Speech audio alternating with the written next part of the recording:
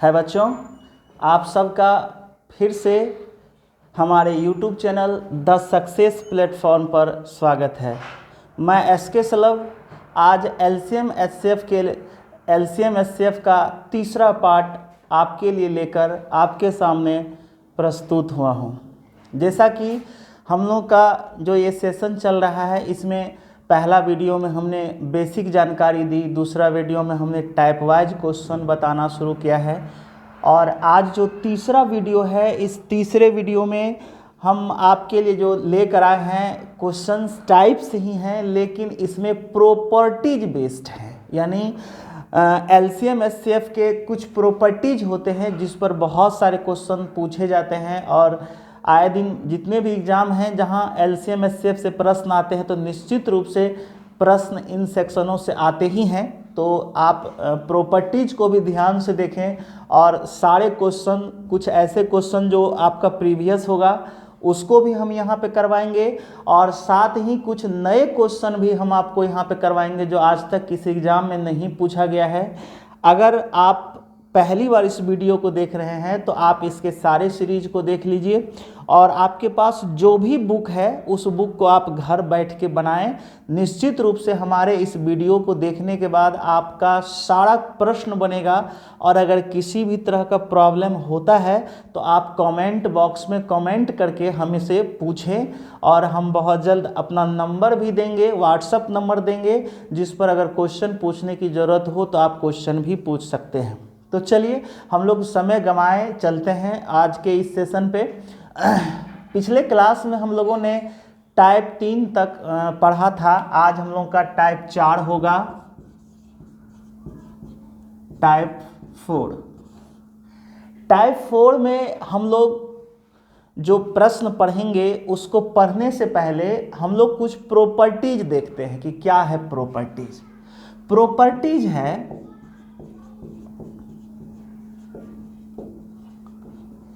Properties है कि यदि किसी संख्या का एलसीएम निकले और उसी संख्या का अगर एचसीएफ निकले और अगर हम इसमें डिवाइड कर दें तो निश्चित रूप से रिमाइंडर हमारा शून्य होगा। यह एक प्रॉपर्टीज है। यानी हम कह सकते हैं कि किसी भी संख्या का जो लॉसो होता है उसको उसी संख्या का मौसो पूरी तरह विभाजित करता है। यह एक प्रॉपर्टीज है जो महत्वपूर्ण प्रॉपर्टीज है।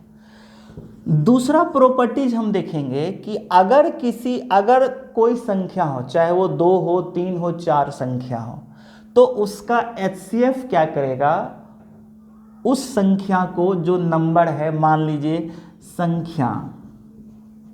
संख्याएं चूंकि 2 से अधिक होंगी, उसमें उसके एचसीएफ यानी संख्या का एचसीएफ क्या करेगा, पूरी तरह विभाजित करेगा। यानी रिमाइंडर क्या होगा, शून्य होगा। यानी किसी भी संख्या का जो एचसीएफ होगा वह एचसीएफ उस संख्या को हमेशा पूरी तरह विभाजित करता है। इसमें एक और चीज हम देख सकते हैं कि संख्याओं के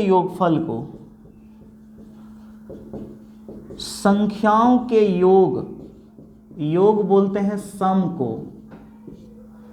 को अगर उसमें डिवाइड करेंगे संख्या का एचसीएफ तो निश्चित रूप से रिमाइंडर हमारा शून्य होगा। यानी संख्याओं के योगफल को भी उस संख्या का एचसीएफ पूरी तरह विभाजित करेगा। और चौथा नंबर देंगे कि संख्याओं के अंतर जिसको हम लोग डिफरेंस कहते हैं, अंतर में जब हम लोग संख्या का एचसीएफ से डिवाइड करेंगे तो भी रिमाइंडर हमारा 0 आएगा। यानी संख्या के अंतर को जब उसी संख्या के एचसीएफ से भाग देंगे तो रिमाइंडर शून्य होगा, या संख्याओं के योगफल में जब उसी संख्या के एचसीएफ से भाग देंगे तो हमारा योगफल शून्य होगा, या इंडिविजुअल अलग अलग अगर संख्या में उस संख्या के HCF से भाग देंगे तो रिमाइंडर हमारा शून्य होगा। और पहला है कि किसी भी संख्या के LCM को उस संख्या का जो HCF है वह उसे पूरी तरह विभाजित करता है। ये बहुत महत्वपूर्ण आपका प्रॉपर्टीज है। आज का जो प्रश्न चलेगा वो इन्हीं प्रॉपर्टीज पर चलेगा, इसीलिए आप इसको नोट कर लें, समझ लें, क्योंकि ये बहुत इंपॉर्टेंट प्रॉपर्टीज है। ठीक है, तो चलिए हम इसको मिटाते हैं और मिटाने के बाद हम लोग प्रश्न पर आते हैं। पहला क्वेश्चन हम आपको दे रहे हैं, अगर आपसे प्रश्न पूछा जाए किसी भी संख्याओं के LCM तथा HCF में क्या अनुपात होगा? अनुपात होगा। किसी भी संख्याओं के LCM तथा HCF में क्या अनुपात होगा? चलिए इसको हम लोग समझ लेते हैं। हमने अभी कहा, अभी पहला प्रॉपर्टीज में हमने पढ़ा था कि LCM HCF को विभाजित करता है। इसका मतलब है कि HCF LCM का एक फैक्टर होगा, यानी LCM जो होगा n कोई नेचुरल नंबर होगा इनटू HCF करेंगे, और यहाँ HCF तो है ही, इन दोनों के बीच हम रेशियो बनाएंगे तो n इंटू HCF, अनुपात बनाइए HCF कैंसिल होगा, n अनुपात 1 होगा। यहाँ n कोई नेचुरल नंबर है, नेचुरल नंबर है जो 1 से बड़ा होगा।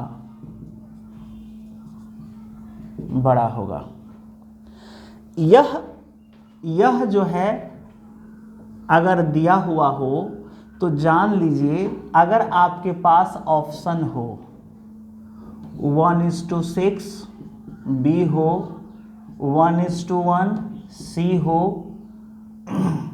3:1 D हो, 1:1। अगर ऑप्शन दे दिया जाए तो अभी आपने देखा कि n कोई नेचुरल नंबर होगा जो 1 से हमेशा बड़ा होगा, क्योंकि ऐसे प्रश्न को हम ऑप्शन से बनाएंगे, क्योंकि LCM कभी 1 होगा नहीं, तो पहला ऑप्शन तो हो ही नहीं सकता, दोनों 1 हो ही नहीं सकता। यहाँ C आंसर होगा, क्योंकि HCF का मान हमेशा 1 होगा, ऑलवेज 1 होगा, और n का मान 1 से बड़ा कुछ भी हो सकता है, और दोनों 1। इस ऑप्शन, ये ऑप्शन समान हो गया, इसको आप चेंज कर दीजिए, 1:7 कर दीजिए, तो कभी भी HCF जो है 1 होगा ही नहीं, इसलिए ये भी कैंसिल होगा और C नंबर आपका आंसर हो जाएगा। यानी कि ऐसे प्रश्न में आप ध्यान देंगे कि HCF हमेशा 1 होगा और LCM का मान कुछ होगा जो 1 से अधिक होगा, क्योंकि और उसको हम लोग ऑप्शन के अकॉर्डिंग बना लेंगे। तो ऐसे प्रश्न का जवाब हो गया आपका C नंबर 3:1। यहाँ पर अगर दूसरा नंबर रहता तो वो भी हो सकता था, ठीक है ना, ये आपका आंसर हो गया। चलिए अगले प्रश्न की ओर चलते हैं। इस प्रश्न में हमने आपसे ऐसे प्रश्न पूछा भी गया है, कहता है 2 संख्याओं का योगफल 100 है जिसका HCF 12 है, तो वे दोनों कौन सी संख्या होगी? अभी तुरंत पहले आपने प्रॉपर्टीज 3-4 को प्रॉपर्टीज देखा था, उसमें हमने आपको बताया कि किसी भी संख्या का जो HCF होता है वो उन संख्याओं को या उनके योगफल को या उनके अंतर को विभाजित करती है। तो आप सबसे पहले देखेंगे कि क्या 100 को 12 विभाजित करती है? तो 100 को 12 विभाजित नहीं करेगी और कुछ न कुछ रिमाइंडर बच जाएगा, कुछ न कुछ रिमाइंडर बचेगा, क्योंकि 1200 को विभाजित नहीं करेगी, तो बोलेंगे कि ऐसी कोई भी 2 संख्या नहीं हो सकती है, ऐसी कोई भी 2 संख्या नहीं हो सकती है। तो आपने क्या देखा कि अगर HCF योगफल को विभाजित नहीं करेगा तो वो कोई भी संख्या नहीं निकलेगा जिसका वह HCF होगा 12 और उसका योगफल होगा 100। तो ऐसे प्रश्न का उत्तर देना संभव नहीं होता है, या फिर डाटा अपर्याप्त आपके ऑप्शन में रहता है तो आप वहाँ डाटा अपर्याप्त करते हैं, यानी ऑप्शन के अकॉर्डिंग आप उसका जवाब देते हैं। इसी तरह का प्रश्न ये भी है कि दो संख्याओं का अंतर 132 है जिसका HCF 7 है, तो वे दोनों कौन सी संख्या होगी। तो अब आप देखिए फिर उसी तरह का है कि क्या 132 को 7 विभाजित करेगी, क्या 132 को 7 विभाजित करेगी। तो आप देखेंगे कि 7 जो है 132 को विभाजित नहीं करेंगे, क्योंकि 11 गुना 12 होता है, 11 12 जो 7 से नहीं कटेगा। तो निश्चित रूप से कुछ न कुछ रिमाइंडर आएगा, कुछ भी हो सकता है, उस रिमाइंडर से हमको कोई मतलब नहीं है, लेकिन सिर्फ देखेंगे कि HCF जो है योगफल या अंतर को विभाजित नहीं करता है, तो फिर कहेंगे कि ऐसी संख्या नहीं हो सकती है। तो आंसर देंगे ऐसी संख्या नहीं है, या ऑप्शन में दिया रहेगा कि प्रश्नों का उत्तर देना संभव नहीं है या डाटा पर्याप्त है। ठीक है, तो आप इन दोनों प्रश्न को समझ गए होंगे जो प्रॉपर्टीज के आधार पर है। अब हम लोग अगले प्रश्नों की ओर चलते हैं। चलिए अगले प्रश्न की ओर हम लोग चलते हैं। ये बहुत इंपॉर्टेंट है और ये क्वेश्चन SSC का पूछा हुआ क्वेश्चन है। चलिए देखते हैं इस प्रश्न को। आपके पास अगर कोई असाइनमेंट होगा प्रीवियस क्वेश्चन का तो उसमें निश्चित रूप से ये प्रश्न दिया गया होगा। इसमें दिया है कि दो संख्याओं का गुणनफल 12,960 है जिसका HCF 36 है, तो ऐसी कितनी संख्याएं बन सकती हैं। मतलब कि ऐसे कितने संख्या बनेंगे जिसको गुना करने पर 12,960 आएगा और उसका HCF 36 आएगा, और ऐसी कितनी पेयर बन सकती है। तो क्वेश्चन जो दिया जाता है या तो कभी कभी ये क्वेश्चन आपसे पूछ देगा या उसका पेयर पूछ देता है। तो ज़्यादातर पेयर ही पूछता है। आपको हम दोनों चीज़ बताते हैं कि आप पेयर ही निकालना है। पेयर अगर निकल गया तो उस पेयरों में अगर हम गुना कर देते हैं HCF से तो वो संख्या भी हमारा फाइंड हो जाता है। तो चलिए देखते हैं। सबसे पहले अगर संख्या दिया हो, चाहे वो 2 संख्या हो या फिर 3 संख्या हो, तो ध्यान रखिएगा क्योंकि जो 2 संख्या को गुना करने पर 12,960 होता है उन दोनों संख्या को HCF जो है डिवाइड करेगा। तो इसलिए 12,960 में हम 36 जो HCF है उस 36 के स्क्वायर से भाग देंगे। क्यों दिया? अगर 2 संख्या है तो वर्ग करेंगे, अगर 3 संख्या रहेगा तो क्यूब करेंगे, अगर 4 संख्या का गुणनफल दिया रहे तो HCF पर क्या करेंगे 4 पावर करेंगे। यानी आप इसको ऐसे लिख सकते हैं, ट्रिक्स के रूप में लिख सकते हैं, ट्रिक्स के रूप में गुणनफल अब बटे हो जाएगा, गुणनफल बटे हो जाएगा HCF और उस पर कुल संख्या, पावर क्या हो जाएगा कुल संख्या का मतलब हो जाता है कि आखिर कितने संख्या का यह गुणनफल है उसको हम क्या करते हैं HCF पर पावर बनाते हैं। इसका आप प्रयोग करेंगे तो 12,960 जो है 2 संख्या का गुणनफल है, इसलिए 36 का हम क्या करेंगे स्क्वायर करेंगे, और 36 का स्क्वायर 1296 होता है। तो 12,960 में हम 1296 करेंगे, कैंसिल हो जाएगा और यहाँ 10 हो जाएगा।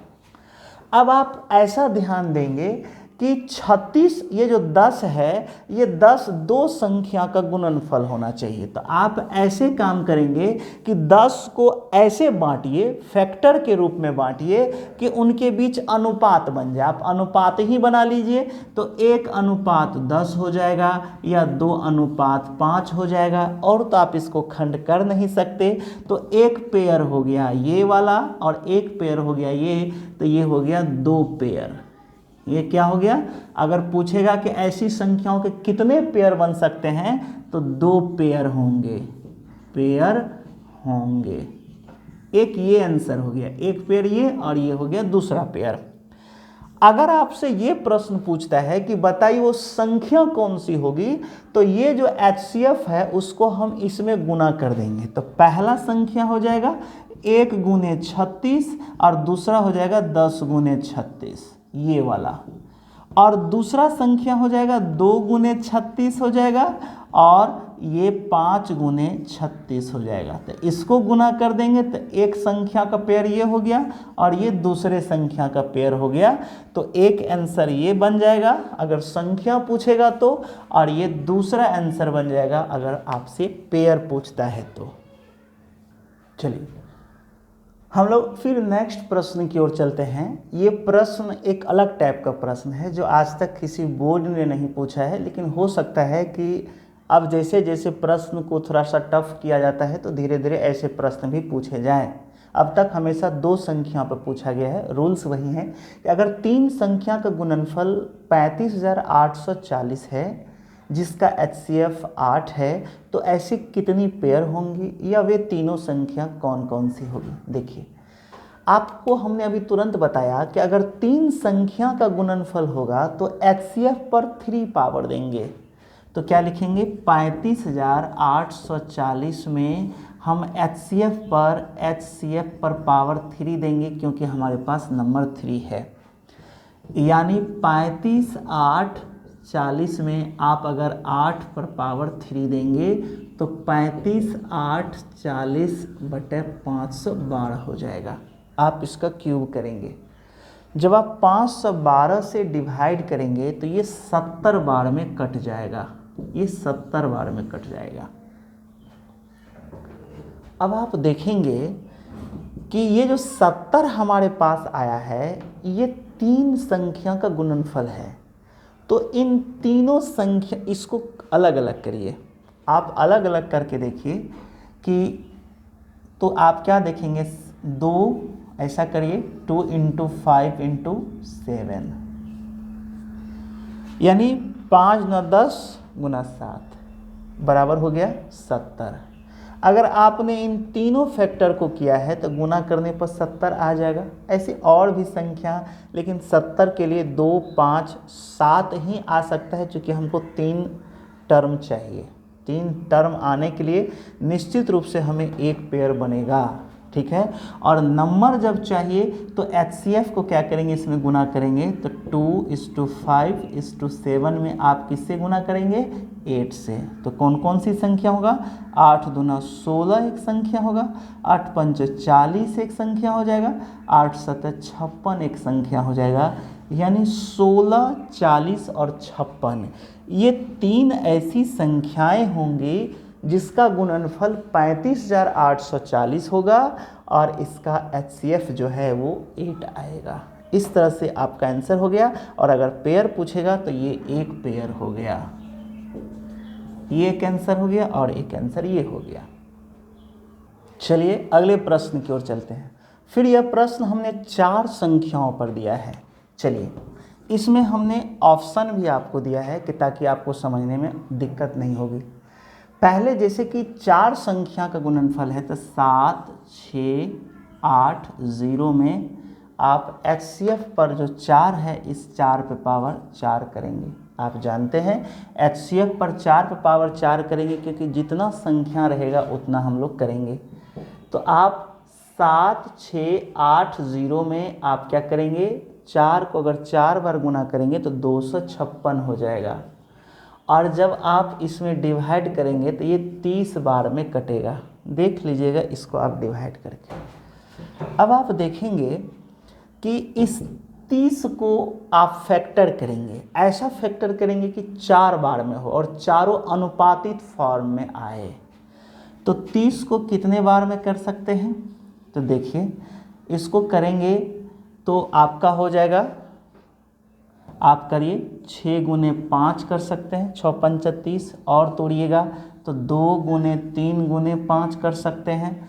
तो 1 तो हम इंटू लगा ही सकते हैं, तो 1 × 2 × 3 × 5 कर सकते हैं। तो 30 को हम इस तरह से 4 फैक्टर में कर सकते हैं। तो आप देखेंगे कि HCF से जब इसमें गुना करेंगे तो 4 ये आता है, 4 दूने 8 आता है, 4 तिया 12 आता है, 4 पंच 20 आता है। इसका मतलब है ए नंबर हमारा आंसर हो जाएगा और इस तरह से आपका सॉल्यूशन हो जाएगा। तो अभी आपने देखा कि हमने अभी गुणनफल पर आपको बताया है कि किस तरीके से कोई भी सवाल और कितनों टर्म में दे दे तो आप उसका मान निकाल सकते हैं। अब फिर अगले क्लास में हम आपको इस पर योगफल और अंतर यानी सम पर और दो संख्याओं के डिफरेंस पर क्वेश्चन देंगे। और फिर इस प्रॉपर्टी, चूँकि जो 4 प्रॉपर्टीज हमने दिखाया उस पर अभी और क्वेश्चन देना बाकी है, उसको देखने के लिए आप अगले वीडियो का इंतज़ार करिए जो बहुत जल्द आने वाला है। तब तक पढ़ते रहिए, सेफ रहिए और अपने परिवार को भी सेफ रखिए और इसके लिए आप सरकार और देश की मदद करिए। धन्यवाद।